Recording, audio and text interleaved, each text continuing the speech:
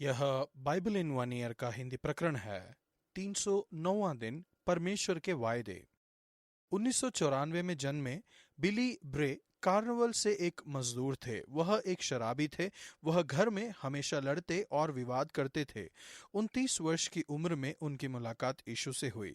वह घर गए और अपनी पत्नी से कहा, परमेश्वर की सहायता से तुम फिर कभी मुझे शराब पीते हुए नहीं देखोगी। उन्होंने उन्हें फिर कभी शराब पीते हुए नहीं देखा।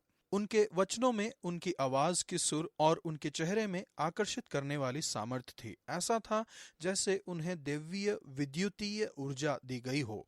मिल के मजदूर आते थे और उन्हें प्रचार करते हुए सुनते थे। बहुतों ने विश्वास किया और वहां पर उल्लेखनीय चंगाइयां हुई। वह बाइबल से प्रेम करते थे और उन्होंने कहा, परमेश्वर के वायदे किसी दिन में तैयार पैसे जितने ही अच्छे होते हैं। परमेश्वर वायदे के परमेश्वर हैं। विश्वास में परमेश्वर के वायदे पर भरोसा करना शामिल है।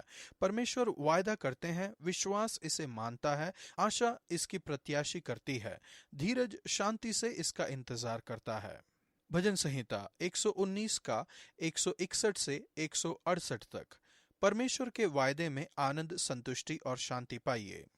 भजन संहिता के लेखक कहते हैं, तेरी व्यवस्था से प्रीति रखने वालों को बड़ी शांति मिलती है और उनको ठोकर नहीं लगती। मुझे याद है एक युवा नास्तिक जो अल्फा में आई और कहा कि वह अपने जीवन में खालीपन और व्यर्थता को महसूस करती है।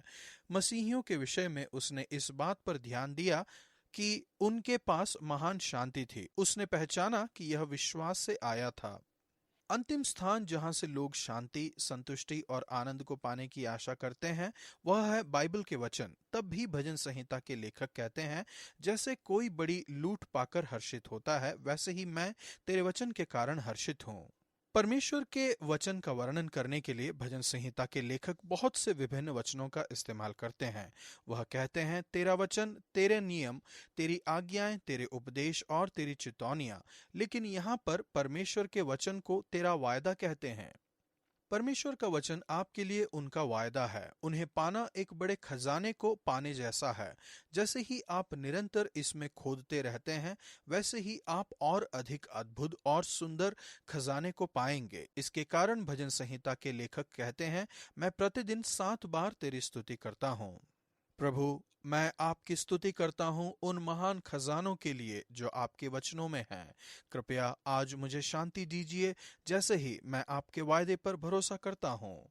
नया नियम इब्रानियों 6 का 13 से 7 के 10 तक। परमेश्वर के वायदे पर भरोसा कीजिए और धीरज के साथ इंतजार कीजिए। अब्राहम ने 25 वर्ष इंतजार किया, यूसुफ ने 13 वर्ष इंतजार किया, मूसा ने 25 वर्ष इंतजार किया, यीशु ने 30 वर्ष इंतजार किया। यदि परमेश्वर आपसे इंतजार करवाते हैं तो आप अच्छे स्थान में हैं। मैंने अक्सर पाया है कि परमेश्वर का वायदा और इसकी परिपूर्णता के बीच बहुत बड़ा समय होता है। मेरी आशा से भी अधिक मैं और अधिक धैर्यवान होना सीख रहा हूँ। हमारे लिए परमेश्वर का वायदा हमारे प्राणों का लंगर है जो स्थिर और दृढ़ है। वे स्थिर और दृढ़ हैं। वह अपने वचन को पूरा करते हैं, यहाँ तक कि जब यह असंभव लगता है, यहाँ तक कि जब परिस्थितियां विपरीत लगती हैं। देरी परमेश्वर के वायदे को नकारात्मक नहीं बनाती हैं। अब्राहम का वर्णन जिसे प्रतिज्ञाएं मिली थी के रूप में किया गया है। जब परमेश्वर ने अब्राहम और सारा को बुलाया, तब उन्होंने वायदा किया कि उनसे एक महान जाति निकलेगी। उन्होंने उनसे संतान देने का वायदा किया, लेकिन वायदे के पूरा होने से पहले उन्हें सालों इंतजार करना पड़ा। वे इंतजार करते रहे। मानवीय माध्यम के द्वारा परमेश्वर के वायदे को पूरा करने के लिए वे गलत रास्ते पर चले गए, किंतु आखिरकार यहोवा ने जैसा कहा था, वैसा ही सारा की सुधि लेकर उसने उनके साथ अपने वचन के अनुसार किया। अब्राहम 100 वर्ष का था। अंत में परमेश्वर ने अपने वायदे को पूरा किया। इस रीति से उसने धीरज धरकर प्रतिज्ञा की हुई बात प्राप्त की। इब्रानियों 6 का 15। परमेश्वर के वायदे पूरी तरह से निश्चित हैं। मनुष्य तो अपने से किसी बड़े ही शपथ परमेश्वर के वायदे पूरी तरह से निश्चित हैं। मनुष्य तो अपने से किसी बड़े की शपथ खाया करते हैं और उनके हर एक विवाद का फैसला शपथ से पक्का होता है। इसलिए जब परमेश्वर ने प्रतिज्ञा के वारिसों पर और भी साफ रीति से प्रकट करना चाहा कि उनका उद्देश्य बदल नहीं सकता, तो शपथ को बीच में ले आए। हमारी आशा किसी अस्पष्ट आशावादिता या कामना पर आधारित नहीं है। यह परमेश्वर के न टूटने वाले वायदे पर भरोसा है। यह यीशु पर केंद्रित है, जो मल्कीसदेक की रीति पर सदा काल के महायाजक हैं। उत्पत्ति में पता नहीं कहां से मल्कीसदेक आ जाते हैं और हम नहीं जानते कि बाद में उनके साथ क्या हुआ। वह मसीह की परछाई थे, जिसका न पिता न माता न वंशावली है, जिसके दोनों का न आदि है और न जीवन का अंत है, परंतु परमेश्वर के पुत्र के स्वरूप ठहरकर वह सदा के लिए याजक बने रहते हैं। लेखक किसी भी दूसरे याजक लेवी से बढ़कर यीशु मल्कीसदेक की वरिष्ठता को दर्शाते हैं। मल्कीसदेक की रीति पर याजक यीशु शांति के एक सत्यनिष्ठ राजा हैं। मल्कीसदेक नाम का अर्थ है सत्यनिष्ठा का राजा, और वह सालेम के राजा भी थे, जिसका अर्थ है शांति के राजा। यीशु की याजकीय सेवकाई सर्वदा बनी रहती है। मल्कीसदेक के जीवन का कोई अंत लिखा हुआ नहीं है। इसी तरह से यीशु सर्वदा के लिए एक जीवित याजक हैं। भजन संहिता 110 भी घोषणा करता है कि प्रभु मल्कीसदेक की रीति पर सर्वदा के लिए एक याजक हैं। यीशु ने मल्कीसदेक ने अब्राहम से दशवांश लिया। इब्रानियों 7:4। अब्राहम के इस सहज उपहार ने दर्शाया कि वह मल्कीसदेक के सामने अपनी तुच्छता को समझते थे। लेवी अब्राहम के परपोते थे। बाइबल में एक वारिस को माना जाता है कि उसमें उसे सभी वंश होंगे। इसलिए यीशु की याजकीय सेवकाई मल्कीसदेक लेवी राजकीय सेवकाई से बड़े दर्जे का आनंद लेता है।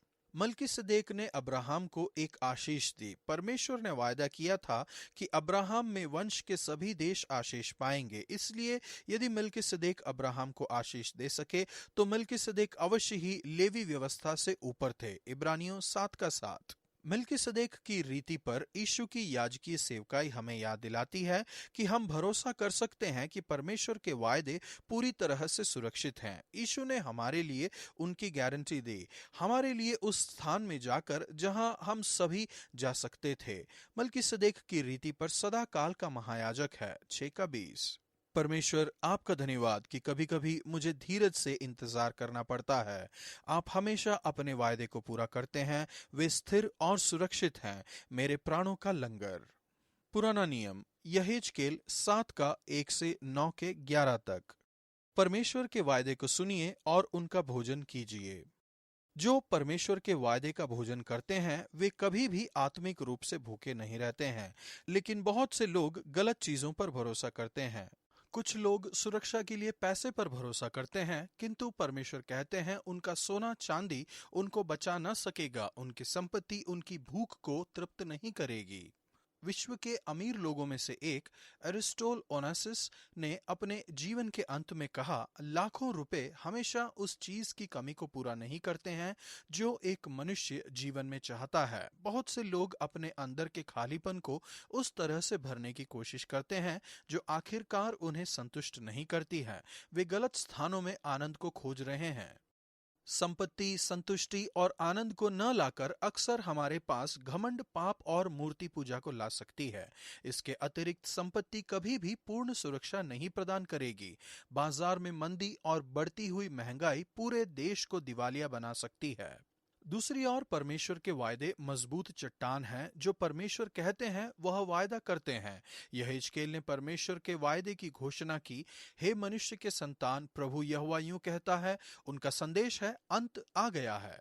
यहेजकेल परमेश्वर के न्याय का वायदा करते हैं। यह पूरी तरह से उचित होगा। मैं अपना कोप तुझ पर भड़काकर तेरे चाल चलन के अनुसार तुझे दंड दूंगा और तेरे सारे घिनौने कामों का फल तुझे दूंगा। यह उस दिन होगा जिस दिन परमेश्वर मेरे सुसमाचार के अनुसार यीशु मसीह के द्वारा मनुष्यों की गुप्त बातों का न्याय करेंगे। रोमियो 2:16। यहेजकेल को उसकी एक झलक मिली जो विश्व का न्याय करेगा। तब मैंने देखा कि आग का सा एक रूप दिखाई देता है।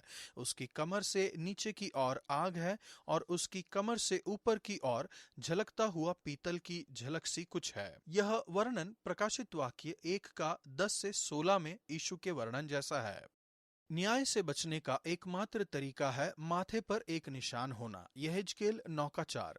परमेश्वर ने कहा, इस यरूशलेम नगर के भीतर इधर उधर जाकर जितने मनुष्य उन सब घृणित कामों के कारण जो उनमें किए जाते हैं सांसें भरते और दुख के मारे चिल्लाते हैं, उनके माथों पर चिन्ह लगा दे, परंतु जिस किसी मनुष्य के माथे पर वह चिन्ह हो उसके निकट न जाना। जिस व्यक्ति के माथे पर एक निशान लगा हुआ था वह सुरक्षा का एक चिन्ह था, जैसे ही आने वाला न्याय निकट था। चिन्ह के लिए शब्द इब्रानी अक्षर तौ है। यह इब्रानी वर्णमाला का अंतिम अक्षर है। उस समय अक्षर को ऐसे लिखा जाता था, एक्स एक क्रूस। क्या यह संयोग है या यहाँ पर इस तथ्य में कोई महत्व है कि जो सुरक्षित लोग थे उनके माथे पर क्रूस का निशान था? प्रकाशित वाक्य में हम पढ़ते हैं कि स्वर्गदूत कहता है, जब तक हम अपने परमेश्वर के दासों के माथे पर मोहर ना लगा दें तब तक पृथ्वी और समुद्र और पेड़ों को हानि न पहुंचाना। प्रकाशित वाक्य 7:3, 9:4, 14:1। परमेश्वर, आपका धन्यवाद कि आपने क्रूस पर मेरे पाप और दंड को ले लिया। आपका धन्यवाद कि आपने मेरे माथे पर एक चिन्ह लगाया है। आपका धन्यवाद कि भविष्य के लिए मैं आपके वायदे पर भरोसा कर सकता हूँ और मेरे प्राण के लंगर के रूप में यह आशा रख सकता हूँ। इब्रानियों 6:15। और इस रीति से उसने धीरज धरकर प्रतिज्ञा की हुई बात प्राप्त की। किसी चीज का इंतजार करना मुश्किल है। अब्राहम का उदाहरण एक प्रोत्साहन है कि निरंतर प्रार्थना करते रहें, यहाँ तक कि जब ऐसा लगता है कि कुछ नहीं हो रहा है। आज का वचन, और इस रीति से उसने धीरज धरकर प्रतिज्ञा की हुई बात प्राप्त की। इब्रानियों 6:15।